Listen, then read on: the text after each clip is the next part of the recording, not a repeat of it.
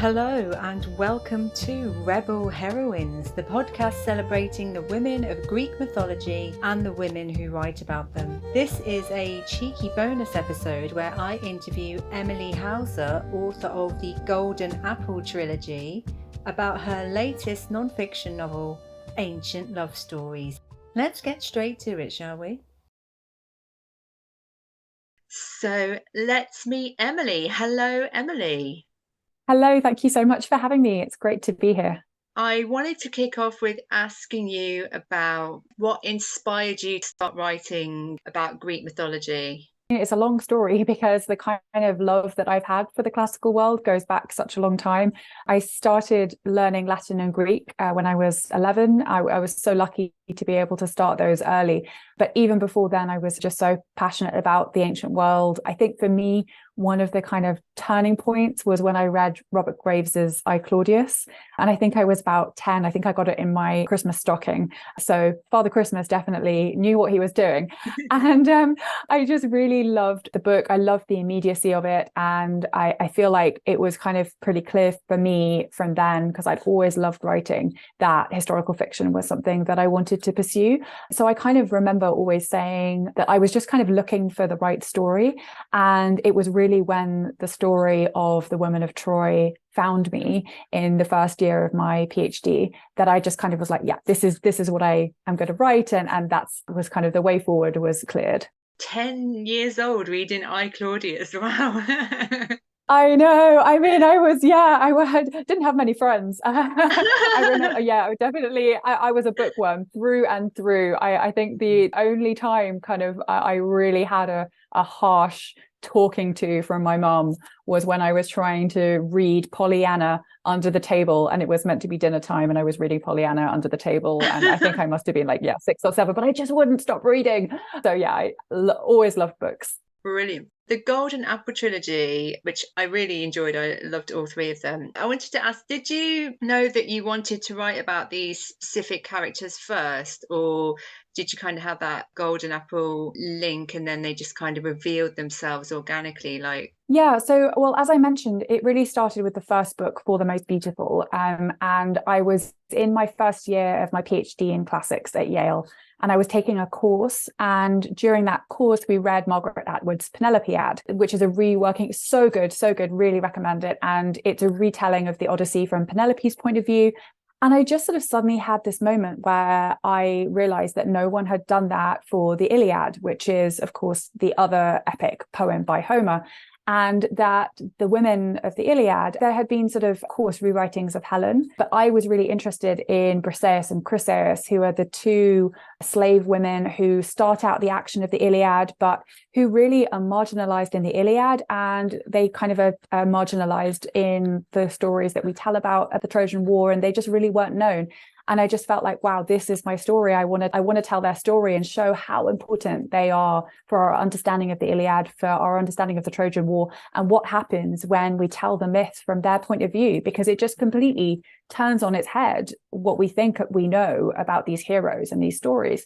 And then once I'd written that book, I knew I kind of wanted to take it further and do a trilogy. And so I kind of saw that there was this theme that's kind of trickling through Greek myth around the golden apples. And I just was like, actually, each one of these golden apples, these kinds of amazing, legendary, mythical objects, they're associated with women, and they're associated with amazing kind of subversive women who are really making history, making Greek myth. The way became clear, and I was like, okay, it's going to be a trilogy, and it's going to be each of the three major myths around the golden apples. So it just happened very organically. It's so true with Briseis and Chryseis as well, that they have such a massive impact on the war, and yet in the originals, like, I don't know, is it less than 100 lines between them or something, like considering they make such a pivotal impact on the novel? I mean, yes. So for readers who don't know, basically the poem begins, I mean, it's the kind of foundational text of Western literature, and it begins with a quarrel between two so-called heroes. I'm putting it in inverted commas, Achilles and Agamemnon, but they're quarreling over two enslaved women who have been taken captive during the war. One of them, her husband has been killed, her brothers have been killed, and they've been taken as sex slaves. And they're arguing which one of them gets which woman. So this is like the whole scene that kind of sparks the conflict that creates the epic. And yet Chryseis, as you mentioned, she actually doesn't even talk. She just gets kind of shipped off about halfway through the first book. So a couple of hundred lines in, she gets shipped off. And Briseis basically gets kind of traded like a pawn back and forth between the men. She has like one kind of major speech, but that's it. And otherwise, you just kind of see her in these kinds of throwaway one-off lines where it's, and then Achilles went to bed with Briseis. And I just felt like that really kind of flattened the tragedy of her experience and the way that she kind of exemplifies the cost of the war, that these kinds of bickering heroes where they're kind of quarreling about their glory. But like, you know, for her, this is real life. This is serious. This is tough and difficult. And we needed to talk about it. Absolutely, yeah. And with Atalanta and, is it Admete? Is that how you say it? Admete actually means Greek, but Admiti would be probably how we would anglicize it. Yeah. I like that we get to have these stories of these two women who get to go on adventures and have like their kind of heroic moment in the sun kind of thing. And I knew about the Trojan women and Atalanta beforehand, but I didn't know much about Admete, and I enjoyed like where her story went. And I just wanted to ask if you have any plans in the future to write about other like kind of lesser known women in Greek myths, like the women that maybe we don't know much about, or that, you know, other women that have kind of got sidelined. Yeah, absolutely. So, I mean, that's such a good point, because Admete, like her story comes up in kind of a much later source, and she becomes a kind of a figure later on. And I think it's so easy to gravitate towards the more obvious characters. And that's kind of, I think, why I really enjoyed Briseis and Chryseis, because they're just not very well known. And the same for Admete. Of course, she interacts with the Amazons. This is in my third novel, and the Amazons are very well known. So you get that kind of nice interaction between a less well known female character and these kind of very, for better or worse, kind of villainized but also mythologized, fantasized female warriors. But yeah, in terms of future projects, I do have kind of a book that's in the pipeline. It's not fiction, it's nonfiction. But yes, it's definitely it's kind of, again, doing that oscillating between diving into some of the better known figures and looking at them from a different perspective, but then also uncovering some of the women who you've never heard of, but you really should have.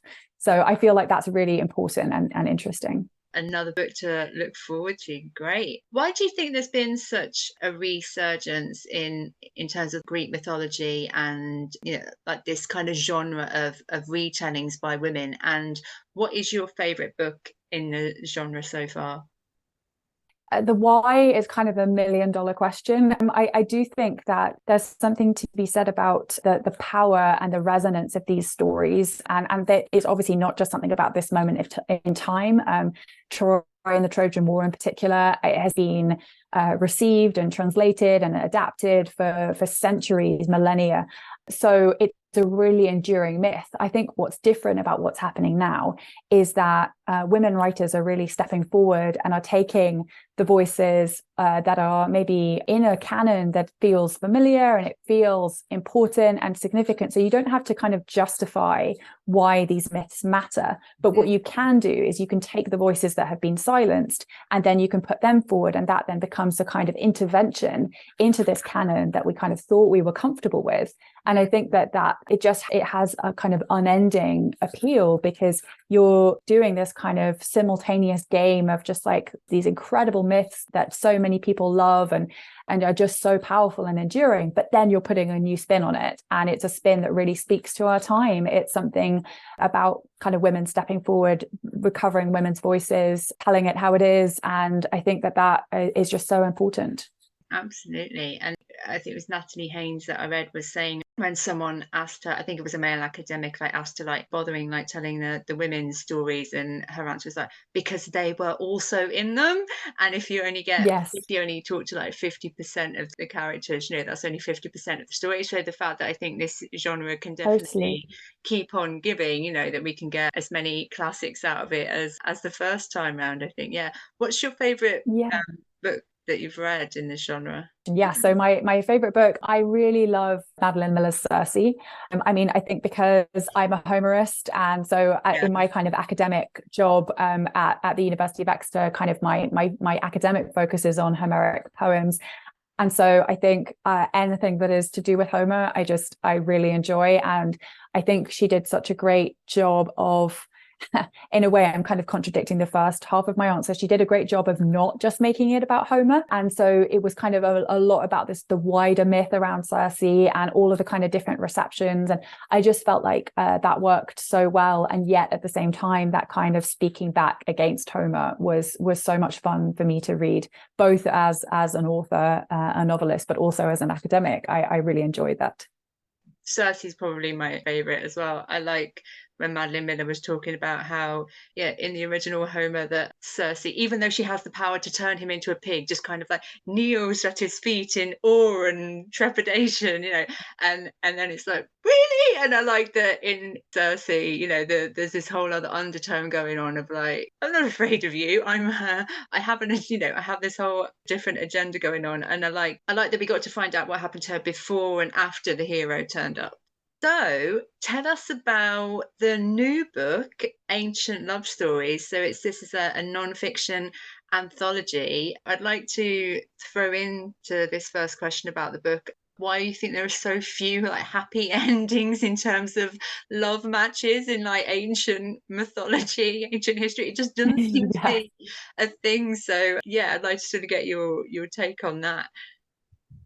Yeah, absolutely. So this book that is coming out in the next couple of weeks is called Ancient Love Stories, and it's a collection, a retelling of some of the greatest love stories from history. So it starts with Sappho, and maybe we can talk more about her later, but she's sort of the first female poet of ancient Greece, and really kind of ignites the genre of love poetry and talks about love for women in this kind of really incredible, tangible, erotic way. But then we kind of meander through all kinds of different relationships, and yes, many of them are tragic. So we have a Roman emperor and his love for a young man who tragically dies very early on in his life. We have, of course, Antony and Cleopatra, the kind of ultimate sort of love fatality. And then we kind of wind through history. We go through the Taj Mahal and its creation as a kind of an object of this incredible loss for Mumtaz Mahal by Shah Jahan. And then we end, and I feel like this is kind of, for me, this is kind of programmatic because, everyone wants a happy ending when we're talking about love stories. So we end with a happy ending, a kind of beautiful, very quiet romance between an incredible man, Ignatius Sancho, who was initially sold into slavery. He was of African descent, sold into slavery, but then he was sent to England and became a servant, and eventually was freed and became the first African to vote in a British election. And he had a kind of wonderful, quiet, domestic relationship with his wife, Anne. So I feel like for me, that was very much sort of wanting to also have an insight into this kind of different world from these kinds of grandiose emperors and kings and queens. And it's like sometimes the tragedy happens first and then the nice thing afterwards. Exactly. It doesn't have to be that way. And I think for me, what was really key in bringing this collection together was, and kind of a key word for me, was diversity. And that, of course, was diversity of kind of all kinds of different cultures, all kinds of historical time periods, different races and backgrounds, sexualities. But it was also about diversity of experience of love, because every relationship is different, and some relationships go up in flames, some are kind of dramatic and tragic, and some are very quiet. And for me, it was kind of getting that oscillation where you kind of go through the fireworks, but then you end in that kind of calm. And I feel like that hopefully will resonate with a lot of readers, that love kind of takes on all of these different forms. Yeah, absolutely. Cool. So let's hear some extracts. And I think, let's start with Sappho, I think, because, she sort of kicked it all off for us in terms of the love poetry. Okay, so this is Sappho, and Sappho is the first story in the collection. So we are kind of opening up ancient love stories. Dawn, Greece, summer. The air smelled of violets. Pink fingers of sunlight crept over the horizon, already hot, reflecting off the white rocks of the Greek island. A woman stood on the cliff edge, her toes whispering the air, her sandals tracing the stone, playing with the edge between rock and sky. Her gauzy tunic catching on the sea breeze, tugging her like a ship's sail. threatening to slip at any moment into the white foam below. Her name was Sappho, and how she got here is a love story. But it's not the kind you might think. This is a story of a woman who had a gift. She knew how to write about love. In the world of ancient Greece, where women were meant to idolize men and were told to stay silent, seen and not heard, her love was different. She loved women passionately, openly, and she was able to turn what she felt into fierce words of poetry. These words would speak to thousands of people and become famed across one of the most powerful nations on earth. They would be sung at banquets and written down on scraps of papyrus that were sent on ships and hoarded in libraries across the world of the ancients. These words would see Sappho embroiled in rebellion in the teetering, overcrowded cities of the rocky island of Lesbos. They would cast her into exile across the glittering seas of the Aegean to the ends of the earth and back again. They would ask her to defy everything that was expected of a woman and climb to dizzying heights of fame and success before falling to the repute of a ridiculed prostitute. They would see her challenging ideas about sex and sexuality and speaking out about love in a way no one had ever done before. Her words would become immortal, even as it took her to her death. So yes, this is a love story with a difference, and it would change the way we talk about love forever. Ooh. She's got a lot going on, hasn't she, Sappho? Like she had, it wasn't until I read a novel about her that I sort of realised, she had this whole sort of exile thing going on, and how like revered she was, and that she like hung out with Aesop, is it as well? Yeah, that I think that's kind of fictional on the part, but I think what the novel you're referring to might be Erica Jong's Sappho's Leap. Is that the one? That's it, that's the one. Yes. Yeah, so that is kind of a fictionalized intervention, and that was something that was really common in antiquity as well, was that idea of kind of imagining famous people meeting each other. And there is kind of one poet who the ancients just loved imagining Sappho interacting with, which was Alcaeus, who was a kind of contemporary of her and a male poet. And there's this really great vase painting where from antiquity, from around the 5th century BC, where you get the figures of Sappho and Alcaeus together painted on the side of a pot. And Alcaeus is there strumming on his lyre. You can see out of his mouth there's trailing the sound of his song. So he's trailing ooh out of his mouth, and Sappho isn't saying anything. And I feel like, to me, that is such a kind of good representation of the way that kind of, especially women's voices, just tended to be silenced in the ancient world. So Sappho is so complicated because she was so important, and yet somehow she was also silenced in a lot of ways in comparison to her male peers. Yeah, so it's great that you start this whole book with her. Wonderful, great stuff. And let's hear about the Theban band. I'm intrigued. This is probably wrong, but are these where they would like marry the soldiers to each other so they'd fight harder? Or I got that confused with like the Spartans or something? Yeah, well, that's the rough idea. So it's not that they would marry each other, but that they basically, in classical Greece, there was a kind of an unusual culture that normalized and absorbed, and in this sense utilized the really deep, passionate relationships between men. So it was kind of expected that older males would take younger male lovers, and that was kind of really culturally was super central. And what the Sacred Band of Thebes did, and this is happening in kind of the 4th century BC, they took this one step further. The logic kind of was, and philosopher Plato even comments on this, like it's totally logical. The logic was that if you're in love with someone, you would do anything for them. And so if you've got men who are in love, and these men are also soldiers, then why not recruit male couples and utilize their passion, their dedication for each other, and to make them fight to the death.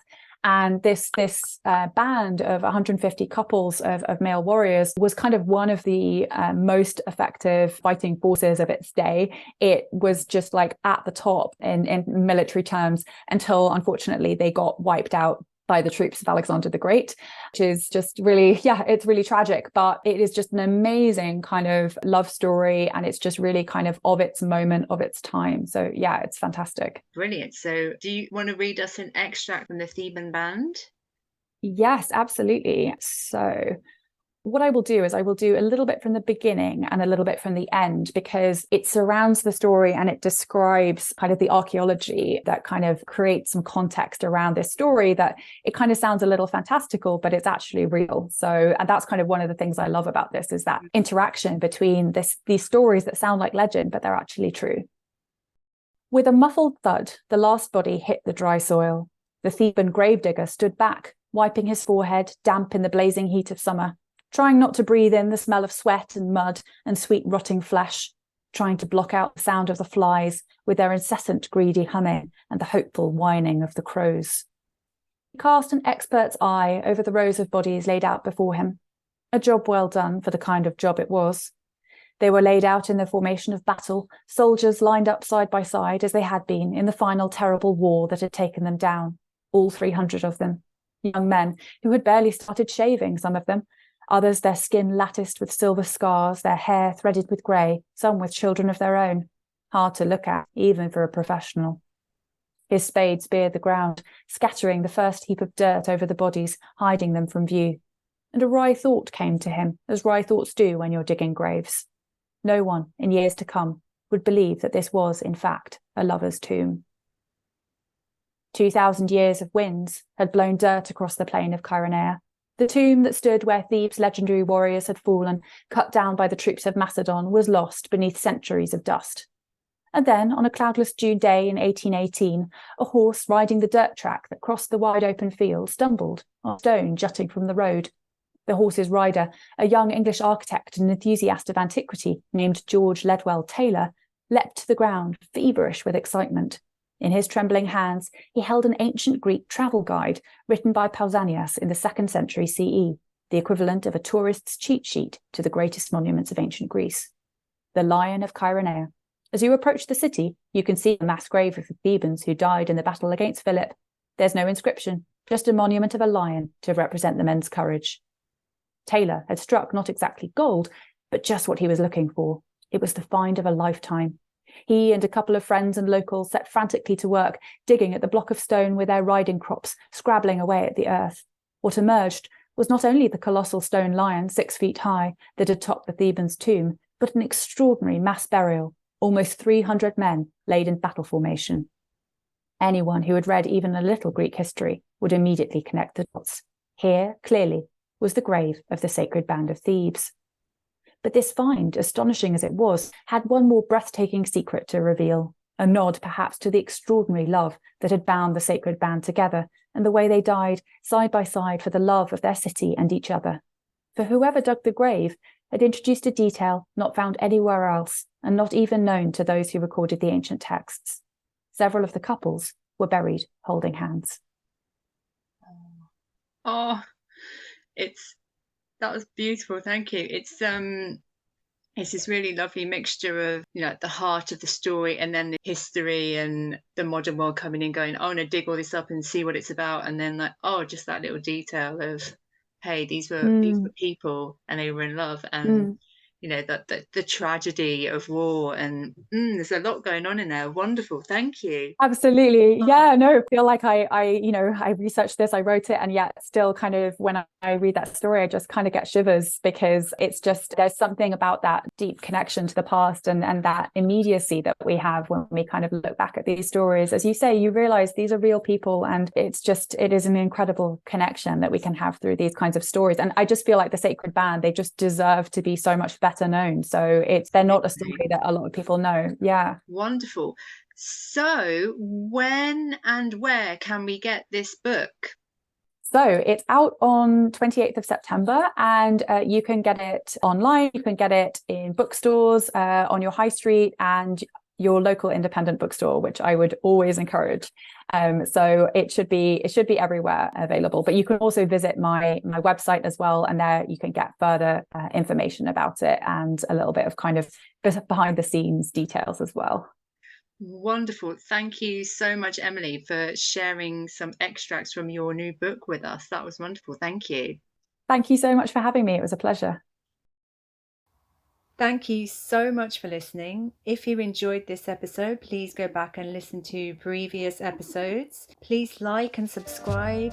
Please share with people who might be interested. And if you'd like to contribute with poetry or audio drama to future episodes, do let me know. You can email me at lornaemeehan@gmail.com. I'll be back later than planned in October with a crossover episode with the Goddess Project podcast, Unpacking Artemis.